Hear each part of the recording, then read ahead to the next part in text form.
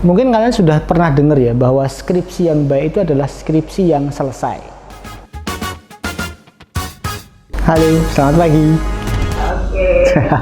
Bapak bisa perkenalan diri dulu, Pak. Oke, nama saya Muammar Nur Khalid. Biasa dipanggil Pak Amar atau Pak Muammar gitu ya.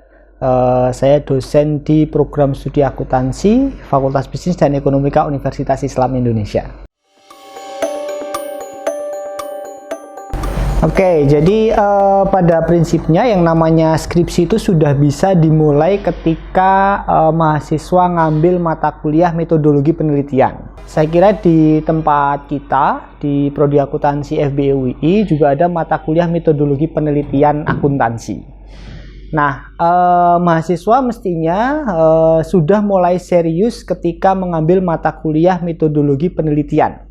Karena dari sana mulai diajarkan apa itu penelitian, bagaimana melakukan penelitian, bagaimana menulis penelitian. Dan kalau mereka serius ketika ngambil metodologi penelitian, maka paling tidak mereka telah bisa memiliki proposal. Di mana proposal itu nanti merupakan draft kasar gitu ya, dari bab 1, bab 2 sampai bab 3. Jadi kalau kalian pengen selesai skripsi dengan cepat, maka kalian harus sudah mulai serius ketika ngambil metopel. Kalau metopelnya selesai dengan baik, maka bab 1, 2, 3 itu draft kasarnya sudah jadi gitu ya.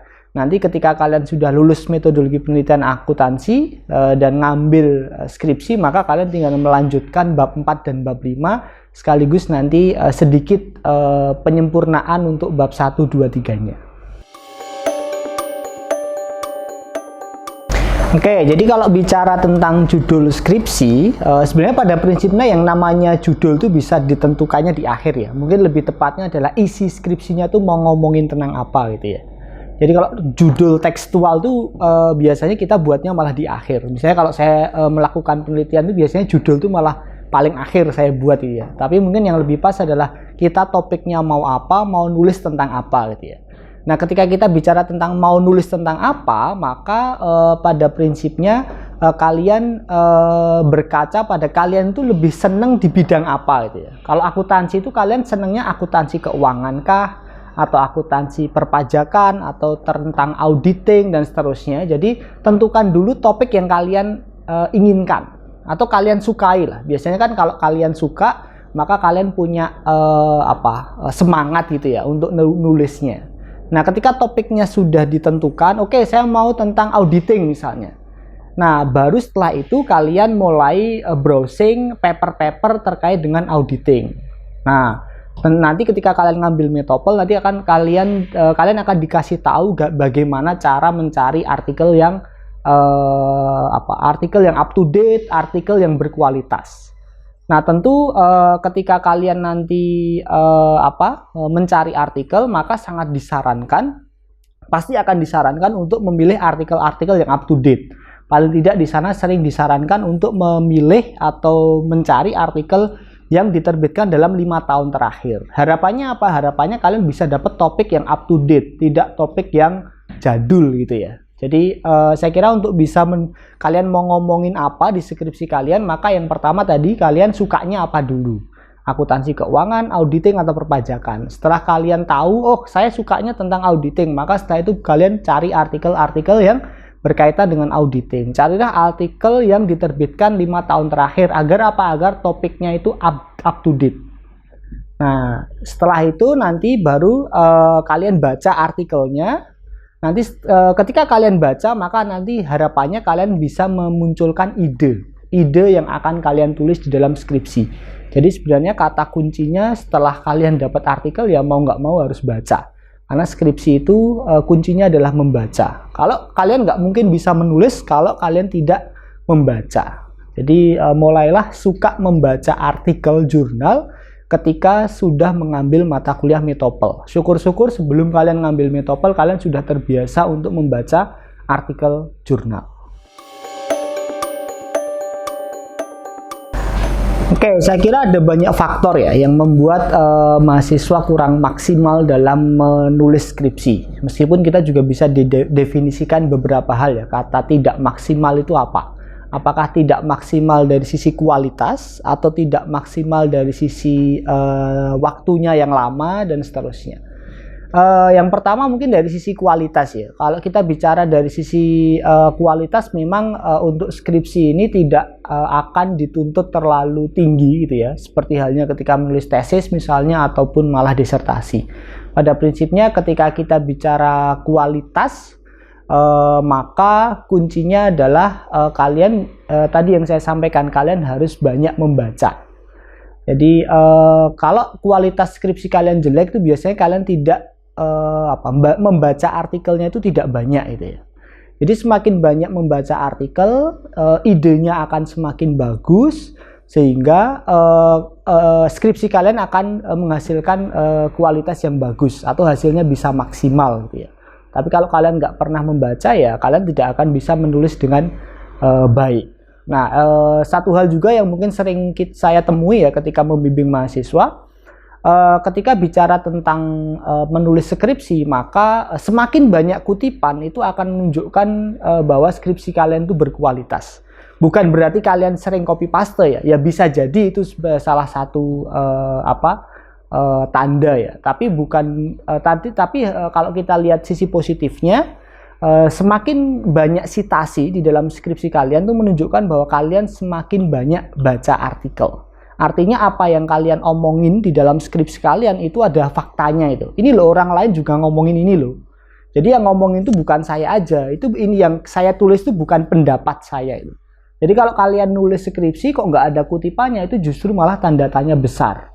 Jangan-jangan itu hanya opini kalian gitu ya. Bukan berdasarkan pada artikel jurnal yang memang orang lain mengatakan itu, dan itu sudah teruji. Jadi kalau sudah berdasarkan pada artikel itu biasanya sudah teruji karena memang ada proses untuk bisa diterbitkan dalam suatu jurnal. Nah, itu kalau kita bicara tentang kualitas. Jadi sekali lagi mungkin skripsi kualitasnya nggak bagus itu biasanya karena mahasiswanya kurang membaca ya. Jadi kalau banyak bacaannya, kutipannya banyak, itu menunjukkan malah justru skripsinya lebih bagus. Jadi kalau kutipannya nggak ada, malah justru itu menjadi tanda tanya besar. Jadi jangan takut untuk mengutip ya, tentu dengan mengutip yang benar. Yang kedua, kalau kita bicara tentang kualitas skripsi dari sisi penyelesaiannya yang panjang gitu ya. Jadi penyelesaiannya yang panjang itu tentu ada berbagai macam faktor. Tapi paling penting adalah kalian harus menumbuhkan niat dulu ya. Jadi niat untuk menyelesaikan skripsi dengan cepat itu harus ditumbuhkan dulu. Kalau niatnya sudah bagus, ya kan, maka akan hal-hal lain yang dibutuhkan untuk menyelesaikan skripsi akan bisa dikerjakan dengan baik.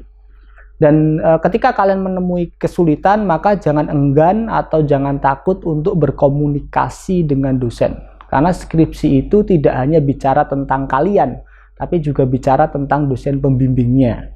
Sehingga kalau ada kesulitan ketika kalian mencari artikel misalnya, kesulitan mencari data, maka silahkan dikomunikasikan dengan dosen pembimbing. Jadi skripsi itu juga akan menuntut kemampuan kalian untuk bisa berkomunikasi dengan berbagai pihak, termasuk dengan dosen pembimbing, dengan responden misalnya kalau skripsi kalian pakainya kuesioner.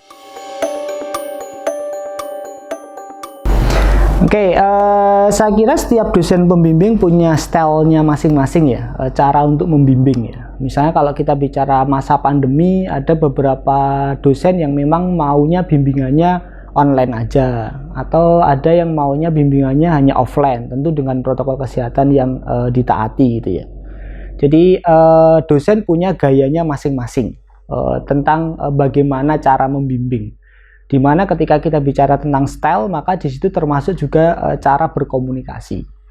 Nah, tentu seperti yang kita ketahui, dosen itu tidak hanya punya satu tugas gitu ya, bimbing mahasiswa, tentu juga punya tugas yang lain.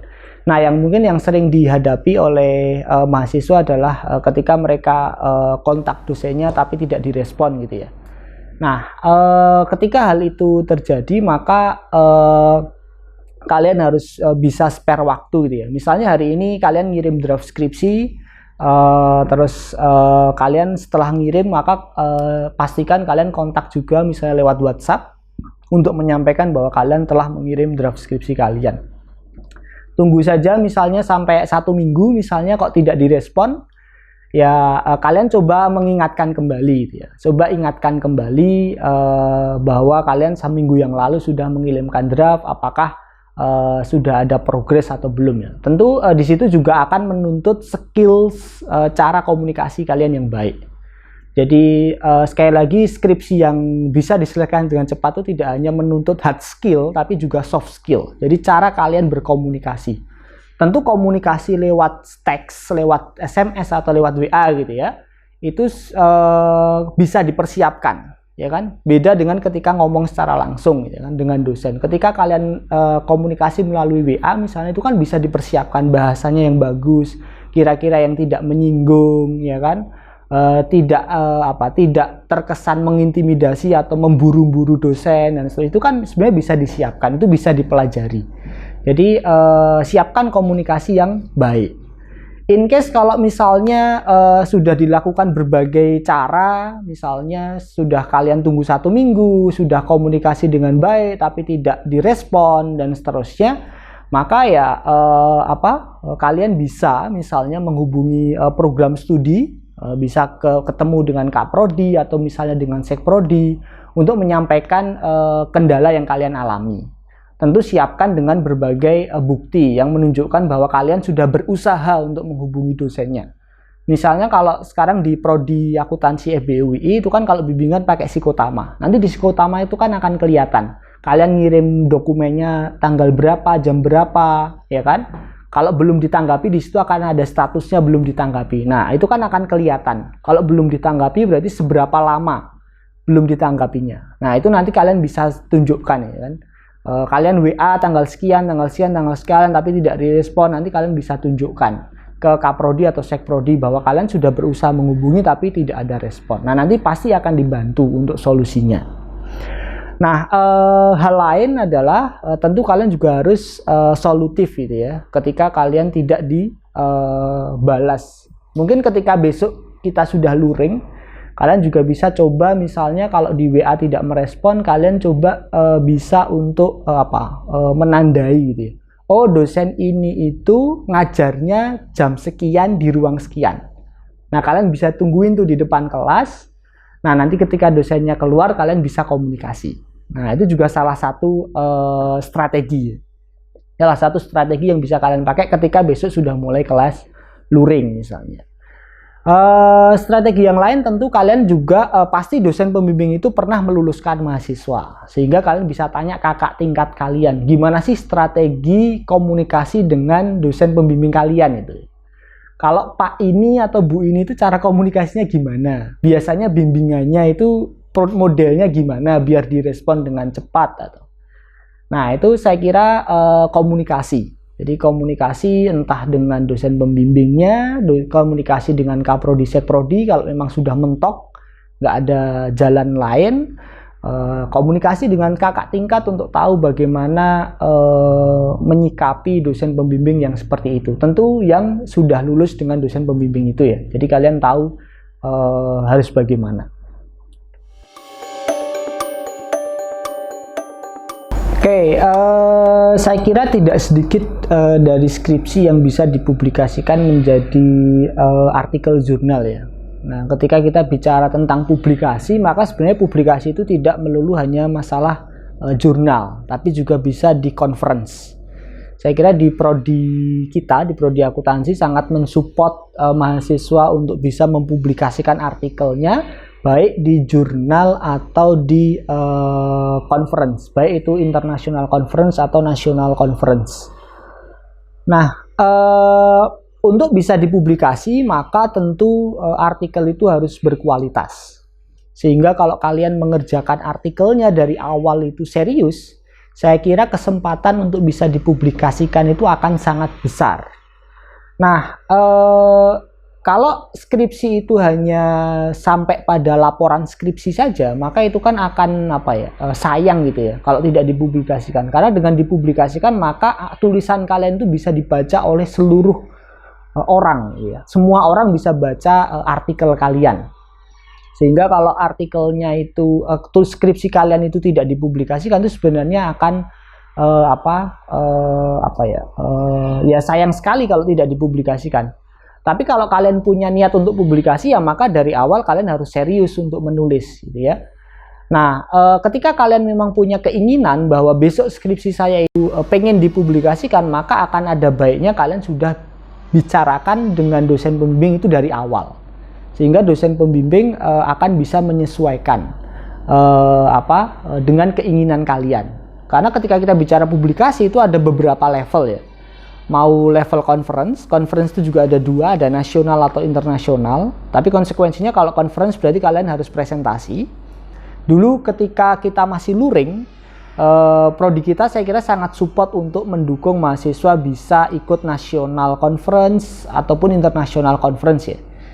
Misalnya kalau nasional conference yang sering diikuti mahasiswa itu adalah Simposium Nasional Akuntansi atau SNA. Dulu ketika kita masih luring, beberapa mahasiswa ikut SNA misalnya di Medan, di Jember dan seterusnya, itu dibiayai penuh oleh prodi.